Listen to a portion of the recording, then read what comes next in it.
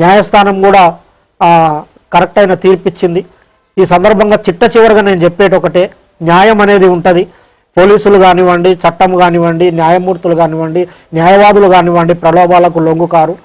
ఈ దేశంలో, ఈ రాష్ట్రంలో, ఈ సమాజంలో న్యాయం అనేది ఉందని మరొకసారి రుజువందని తెలియజేసుకుంటూ సెలవు తీసుకుంటాం. ఈరోజు ప్రణయ్ కేసు విషయంలో నల్లగొండలో వచ్చినటువంటి తీర్పు ఏదైతే ఉందో ఆ తీర్పు ఒక నేరస్తులకు ఒక కనువిప్పు అనేది కలగాలి, కనువిప్పు కావాలి. ఎందుకంటే మా బాబు ప్రణయ్ హత్య జరిగినప్పుడు ఇదే చివరి హత్య జరగాలని చెప్పి జస్టిస్ ఫర్ ప్రణయ్ అని చెప్పి చాలా మేము పోరాటం చేశాము.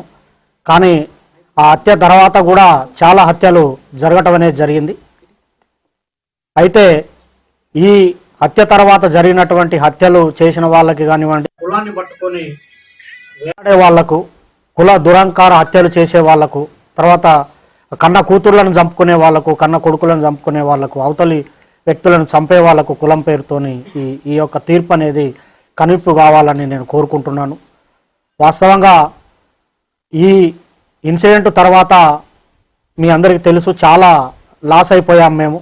ఇప్పుడు మాకు కొడుకు లేకుండా పోయాడు, అమృతకి నా భర్త లేకుండా, తర్వాత నా మనవనికి తండ్రి లేకుండా పోయాడు. తర్వాత మారుతిరావు ఆయన అమృత ఫాదర్ ఆయన కూడా సూసైడ్ చేసుకున్నాడు. తర్వాత ఈ ఇందులో ఉన్నటువంటి 7 మందికి ఆ సుభాష్ శర్మకి ఉరిశిక్ష, తర్వాత మిగతా 7గురికి 6 మందికి జీవిత ఖైదు విధించడం అనేది జరిగింది. వారి కుటుంబాలు కూడా బాధపడుతూ ఉంటాయి. కాబట్టి ఎవరైతే ఈ సుపారీలు తీసుకొని హత్యలు చేసే వాళ్ళకి ఇది ఒక కనువిప్పు కావాలి. ఏదన్నా ఉంటే మాట్లాడుకోవటం కానివ్వండి, సమస్య పరిష్కారానికి సామరస్యంగా చేసుకోవాలి తప్ప మేనేజ్ చేయొచ్చులే, వాళ్ళకి అంతో ఇంతో డబ్బులు ఇవ్వచ్చులే, మేనేజ్ చేయొచ్చులే అని చెప్పి చంపడం అనేది కరెక్ట్ కాదు. ఈ కేసు విషయంలో మమ్మల్ని కూడా అనేక రకమైనటువంటి ప్రలోభాలు పెట్టినప్పటికి కూడా మేము ఎక్కడ లొంగకుండా న్యాయం జరగాలి, ఈ హత్యతోని మిగతా కుల హత్యలు ఆగిపోవాలని చెప్పి మేము పోరాటం అనేది చేయటం జరిగింది. 6.5 సంవత్సరాలు మేము ఎదురు చూసాము న్యాయం కోసం, మేము సాక్ష్యం చెప్పి. ఇందులో ముఖ్యమైనటువంటి పాత్ర పోషించినటువంటి అప్పటి డిఎస్పి శ్రీనివాస్ గారికి ప్రత్యేకమైన కృతజ్ఞతలు ఈ సందర్భంగా తెలియజేస్తూ ఉన్నాను. ఎందుకంటే సారు ఐఓగా చాలా గొప్పగా ఆ కేసును పకడ్బందీగా, చాలామంది మమ్మల్ని అన్నారు ఎందుకు కేసు లేట్ అవుతుంది, ఛార్జ్షీట్ లేట్ అవుతుంది, ఏదో జరుగుతుందని.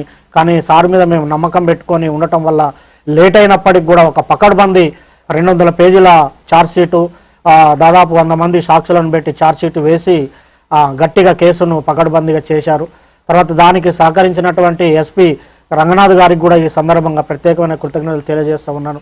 సార్ ఆధ్వర్యంలో మంచి టీము సుభాష్ శర్మను ఆ రోజు వెళ్ళి పట్టుకోవటము, తర్వాత నిందితులందరినీ పట్టుకోవటం విషయంలో కూడా సారు అనేకమైనటువంటి టెక్నిక్స్ ఉపయోగించి, టెక్నికల్ ఎవిడెన్స్ ఉపయోగించి తర్వాత ఈ సాక్ష్యాలను కూడా ప్రొడ్యూస్ చేయడం అనేది జరిగింది. అందులో ఇంకొకటి ముఖ్యమైన విషయం ఏంటంటే ఈ కేసుకు వాదించినటువంటి అడ్వకేటు దర్శనం నరసింహ గారు చాలా గొప్ప వ్యక్తి ఆయన. ఎందుకంటే ఆయన కూడా ఎలాంటి ప్రలోభాలకు లొంగకుండా ఒక న్యాయం అనేది జరగాలి, ఈ సొసైటీలో న్యాయం ఉండాలని చెప్పి ఆయన కూడా గట్టిగా ఎలాంటి ప్రలోభాలకు లోను కాకుండా ఆయన కూడా చివరి వరకు కూడా న్యాయం కోసం పోరాటం అనేది చేయటం జరిగింది. చిట్ట చివరికి ఈరోజు వచ్చినటువంటి తీర్పుతోని న్యాయం అనేది జరిగింది.